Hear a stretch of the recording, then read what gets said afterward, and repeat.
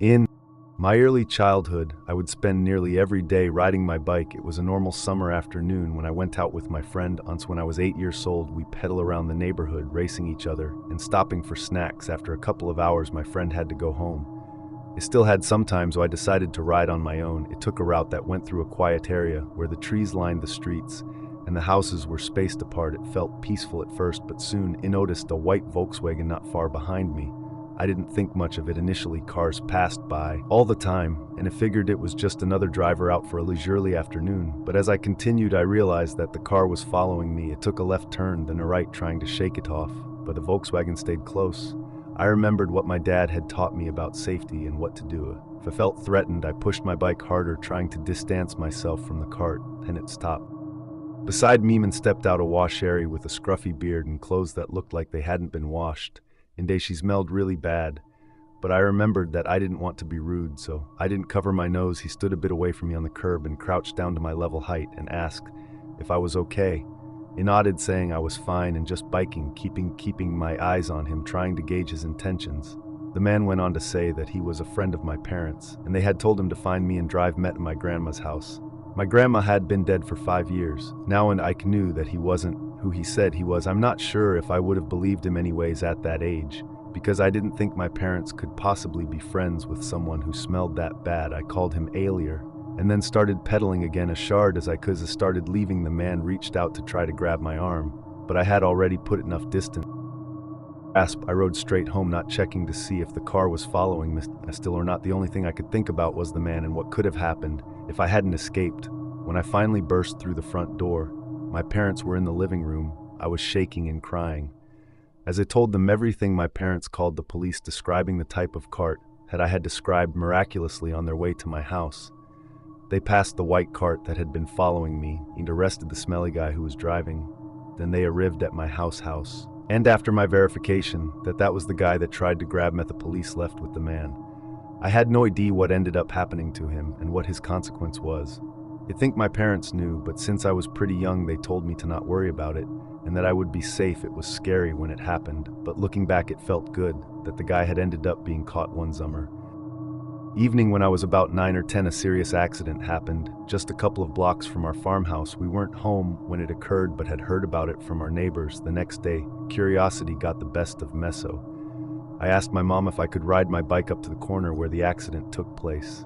I wanted to check out the area to see if I could see anything that had been left over, and I was also just bored. My mom said yes, but warned me not to go any further. She was hanging laundry on the clothesline outside and kept an eye on me as I pedal away. Our area was rural and quiet. My brother and I rode our bikes everywhere and always felt safe. When I got to the corner, I hopped off my bike and began to look around at the scattered debris. There were bits of broken glass and a crumpled piece of metal. I didn't know much about cars, but it was fun to look at for some reason. As I poked through the leftover wreckage, I heard a car approaching. It was a dark blue. It looked older, maybe in their 40s. I felt uneasy immediately, and then they rolled down the window and called out to me. They asked me which one of them was cuter. I jumped back on my bike, pedaling as fast as I could back to my house, which was less than half a mile away. I glanced over my shoulder and saw them turning the car around to follow me. As I biked down the road, I screamed at the top of my lungs, shopping my mom would hear. Thankfully, she had heard me and was running toward me, her face a mix of confusion and concern. The wagon was close. Behind still Buddhists when near our driveway. The men hesitated. They must have seen my mom coming closer, because they slammed on the brakes and turned their car back down the gravel road, heading away from us. I didn't stop dulling until I reached my mom. When I explained, she was understandably shaken. She called the police, who came to get information, but there wasn't much they could do. I told them what I remembered about the Karen Thieman's faces, but there wasn't too much to goof of. So I don't think they ever found them. It was scary that something so dangerous could happen so close to my house, where I had always felt very safe. I live in a busy city. I would often ride my bike to get places so that I wouldn't have to deal with traffic, and I just enjoy biking. I had a heavy single-speed bike that was perfect for short trips, but would always be a workout when going up hills in evening. I decided to ride to the grocery store. My route took me through a park on it that I had biked through before and knew well. As I pedaled along the dirt path that ran around the perimeter of the park, I found myself struggling up a hill. The weight of the bike felt particularly burdensome, and I could hear the sound of someone jogging behind. Mether Hithmic thud off Eth. hitting the ground was unmistakable, and it grew louder as they gained on me, feeling embarrassed by my slow pace. I decided to let the jogger pass. I veered to the right, expecting them to zip by, but they didn't. I kept pedaling, trying to speed up, but the sound of their footsteps stayed right behind me. I didn't want to risk looking behind me while biking up the hill in fear of hitting a root or rock in the dirt path. I even slowed down at just waiting for them to pass, but they never did. Finally, I pulled off the path and into the grass, ready to turn around and give whoever it was a piece of my mind. But when it turned, I was met with nothing but empty trail, no jogger, and no more footsteps. Just silence. I looked around, scanning the park for any sign of movement, but there was none. The jogger had vanished. I stood there for a moment, trying to make sense of what had just happened. I was baffled because I was certain I had heard someone right behind me. After a few minutes of standing there, I finally hopped back on my bike and continued to the grocery store that night back at home. I started to look up more about the park that I was biking through. Apparently the park had been built over a cemetery primarily for the poor. They had moved some bodies, but not all estimates suggested there were still around 2,000 remains buried underneath the park. I even found stories from people who claimed to have seen apparitions or felt cold spots while walking through the park at night. It seemed to make sense now that if the park was haunted, that it had something to do with my experience while biking through it earlier that day. I still bike through that park fairly often, but haven't had anything strange happen to me again. Although I tried to avoid it at night when I was younger, I would goon many cycling trips. The year after I graduated college, I embarked on a long-distance cycling trip across Australia.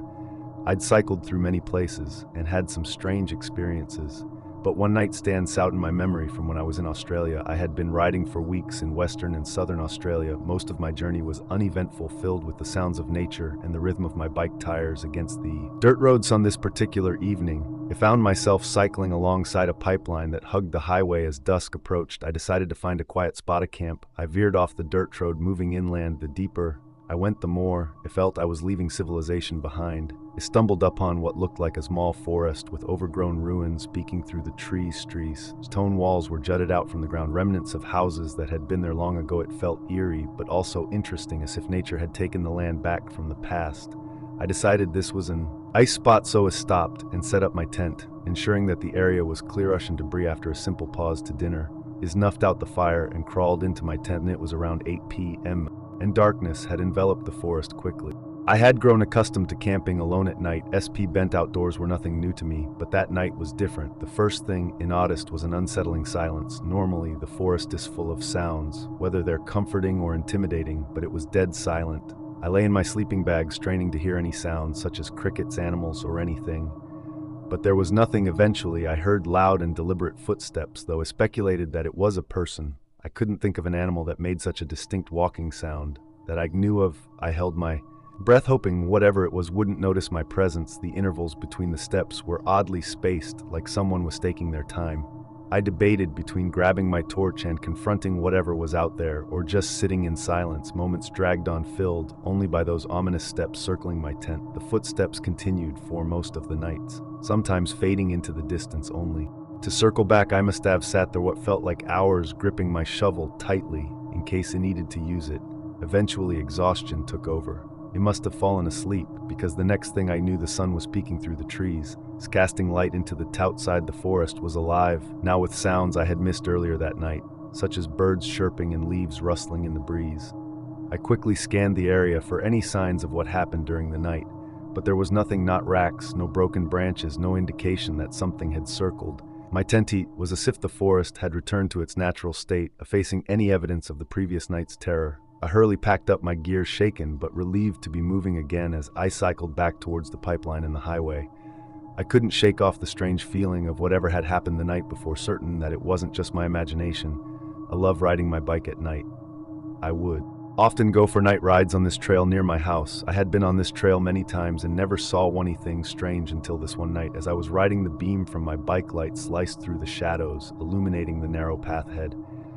I was biking fast, and as I rounded a bend, something caught my eye. Off to the right of the path, just beyond the tree line, stood a figure. Since I was going pretty fast, it was only visible in my headlight for a split second, but it was a person. Their outline barely visible in the darkness. They seemed to just be standing there, motionless. I flew by and questioned if my eyes were playing tricks on me, and if I had really seen someone just standing there in the woods.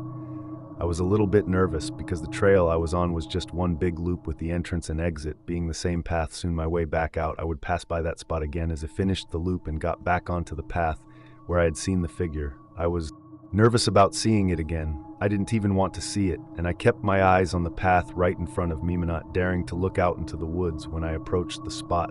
But I couldn't avoid seeing it this time. In the middle of the trail stood the same figure this time.